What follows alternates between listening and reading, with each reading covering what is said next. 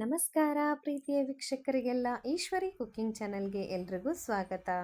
ಯಾರ್ಯಾರು ಇನ್ನು ಈಶ್ವರಿ ಕುಕ್ಕಿಂಗ್ ಚಾನಲ್ನ ಸಬ್ಸ್ಕ್ರೈಬ್ ಮಾಡ್ಕೊಂಡಿಲ್ಲೋ ಪ್ಲೀಸ್ ಸಬ್ಸ್ಕ್ರೈಬ್ ಮಾಡ್ಕೊಳ್ಳಿ, ಹಾಗೆ ಪಕ್ಕದಲ್ಲಿ ಕಾಣುವಂತಹ ಬೆಲ್ ಬಟನ್ನು ಕ್ಲಿಕ್ ಮಾಡಿ ಅಂತ ನಾನು ರಿಕ್ವೆಸ್ಟ್ ಮಾಡ್ಕೊಳ್ತಾ ಇದ್ದೀನಿ. ಹಾಗೆ ಮಾಡೋದ್ರಿಂದ ನಾನು ಹಾಕುವಂತಹ ಎಲ್ಲ ವಿಡಿಯೋ ನೋಟಿಫಿಕೇಷನ್ ಮೊದಲಿಗೆ ನಿಮಗೆ ಬರುತ್ತೆ.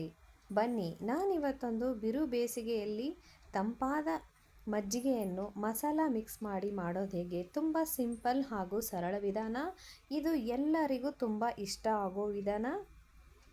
ಅದನ್ನು ಹೇಗೆ ತಯಾರಿಸ್ಬೇಕು, ಮನೆಯಲ್ಲಿರೋ ಪದಾರ್ಥವನ್ನು ಮಿಕ್ಸ್ ಮಾಡಿಬಿಟ್ಟು ಅಂತ ನಾನು ತೋರಿಸ್ಕೊಡ್ತಾ ಇದ್ದೀನಿ. ನೋಡಿ, ಮಜ್ಜಿಗೆ ನೋಡಿದ್ರೇ ಕುಡಿಬೇಕು ಅಂತ ಫೀಲ್ ಬರ್ತಾ ಇದೆ.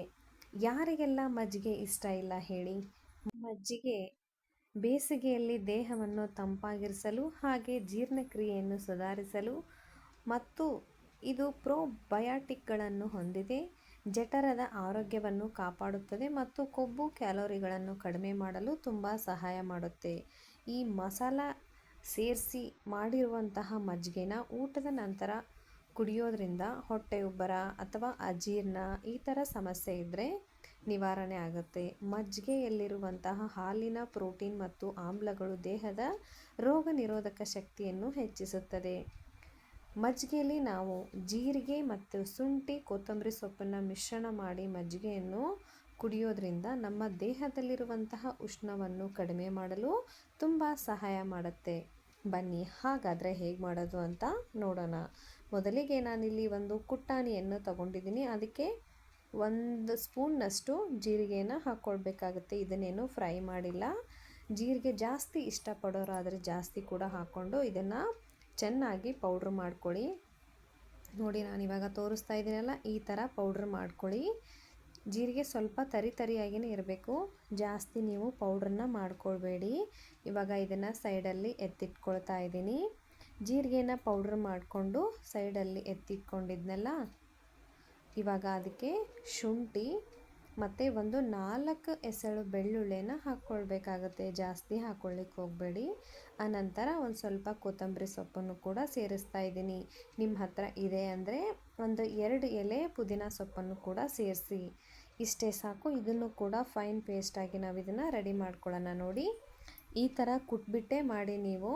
ಆನಂತರ ನಾನಿಲ್ಲಿ ಒಂದು ಅರ್ಧ ಲೀಟರ್ ಮೊಸರನ್ನು ತಗೊಂಡಿದ್ದೀನಿ. ಅದನ್ನು ಒಂದು ಪಾತ್ರೆಗೆ ಟ್ರಾನ್ಸ್ಫರ್ ಮಾಡ್ಕೊಳ್ತಾ ಇದ್ದೀನಿ.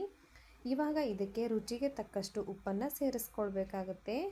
ಮಜ್ಜಿಗೆ ಮಾಡಬೇಕಾದ್ರೆ ಮೊಸರು ಸ್ವಲ್ಪ ಹುಳಿ ಕಡಿಮೆ ಇರೋದನ್ನೇ ತಗೊಳ್ಳಿ. ಫ್ರೆಶ್ ಮೊಸರನ್ನ ತೊಗೊಂಡ್ರೆ ಮಜ್ಜಿಗೆ ಇನ್ನೂ ರುಚಿಕರವಾಗಿ ರೆಡಿಯಾಗುತ್ತೆ. ಈ ಥರ ಮಜ್ಜಿಗೆ ಕಡಿಯೋ ಕೋಲಿಂದ ಚೆನ್ನಾಗಿ ನಾವು ಮಜ್ಜಿಗೆನ ರೆಡಿ ಮಾಡ್ಕೊಳ್ಬೇಕಾಗತ್ತೆ. ಇದಕ್ಕೆ ನಾನು ಯಾವುದೇ ರೀತಿಯಾದಂತಹ ನೀರನ್ನು ಆ್ಯಡ್ ಮಾಡ್ಕೊಂಡಿಲ್ಲ. ಮೊದಲು ನಾನು ಇದನ್ನು ಹಾಗೇ ಮಜ್ಜಿಗೆ ಕಟ್ಕೊಳ್ತೀನಿ. ಆನಂತರ ಬೇರೆ ಪಾತ್ರೆಗೆ ಇದನ್ನು ಟ್ರಾನ್ಸ್ಫರ್ ಮಾಡಿಕೊಂಡು 1 ಲೋಟ ಅಥವಾ 1.5 ಲೋಟ, ನಿಮಗೆ ಮಜ್ಜಿಗೆ ನೀರು ಬೇಕಂದರೆ ಜಾಸ್ತಿ ಹಾಕ್ಕೊಳ್ಳಿ, ಕಡಿಮೆ ಬೇಕು ಅಂದರೆ ಸ್ವಲ್ಪ ಕಡಿಮೆ ಹಾಕ್ಕೊಳ್ಳಿ.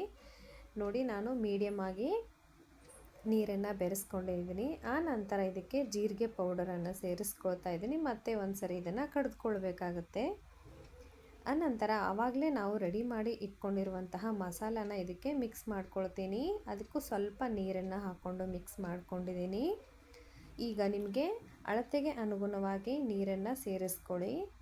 ಮಜ್ಜಿಗೆ ಸ್ವಲ್ಪ ಗಟ್ಟಿ ಬೇಕು ಅಂದರೆ ಹಾಗೇ ಇಟ್ಕೊಳ್ಳಿ, ಇಲ್ಲ ನೀರನ್ನು ಬೆರೆಸ್ತೀನಿ ಅಂದರೆ ನೀರನ್ನು ಸೇರಿಸ್ಕೊಳ್ಳಿ. ನೋಡಿ, ಇವಾಗ ಅತ್ಯಂತ ಅದ್ಭುತವಾದಂತಹ ಮಸಾಲ ಮಜ್ಜಿಗೆ ಅಂತೂ ರೆಡಿಯಾಗಿದೆ.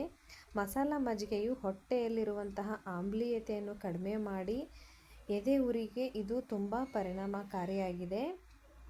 ನೀವು ಮಸಾಲ ಮಜ್ಜಿಗೆನ ಅತ್ಯುತ್ತಮವಾಗಿ ತಯಾರು ಮಾಡಿ ಇದರ ಬಗ್ಗೆ ಇನ್ನೂ ತಿಳಿಯಲು ಇಷ್ಟಪಡೋರಾದರೆ ನೀವು ಒಂದು ಸರಿ ಇದನ್ನು ಗೂಗಲಲ್ಲಿ ಸರ್ಚ್ ಮಾಡ್ಕೊಳ್ಳಿ. ನಮ್ಮ ಜೀರ್ಣಕ್ರಿಯೆಗಂತೂ ತುಂಬ ಹೆಲ್ಪ್ ಆಗುತ್ತೆ.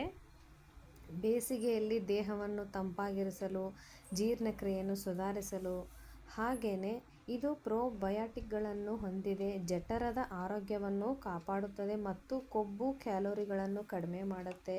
ಮಸಾಲೆ ಮಜ್ಜಿಗೆ ಅಂತೂ ಎಲ್ಲರಿಗೂ ಕೂಡ ಊಟದ ನಂತರ 1 ಲೋಟ ಕುಡಿಯೋದ್ರಿಂದ ಜೀರ್ಣಶಕ್ತಿ, ಹೊಟ್ಟೆ ಉಬ್ಬರ ಎಲ್ಲವನ್ನು ಕೂಡ ಇದು ನಿವಾರಿಸುತ್ತೆ. ಈಶ್ವರಿ ಕುಕ್ಕಿಂಗ್ ಚಾನಲ್ನ ಯಾರ್ಯಾರು ಸಬ್ಸ್ಕ್ರೈಬ್ ಮಾಡ್ಕೊಂಡಿಲ್ವೋ ಅಲ್ಲಿಗೂ ವಿಡಿಯೋ ಲಿಂಕನ್ನು ಕಳಿಸಿ. ಮತ್ತೊಂದು ಹೊಸ ವಿಡಿಯೋ ಜೊತೆ ನಿಮ್ಮನ್ನು ಭೇಟಿ ಆಗ್ತೀನಿ. Thank you for watching. Bye bye.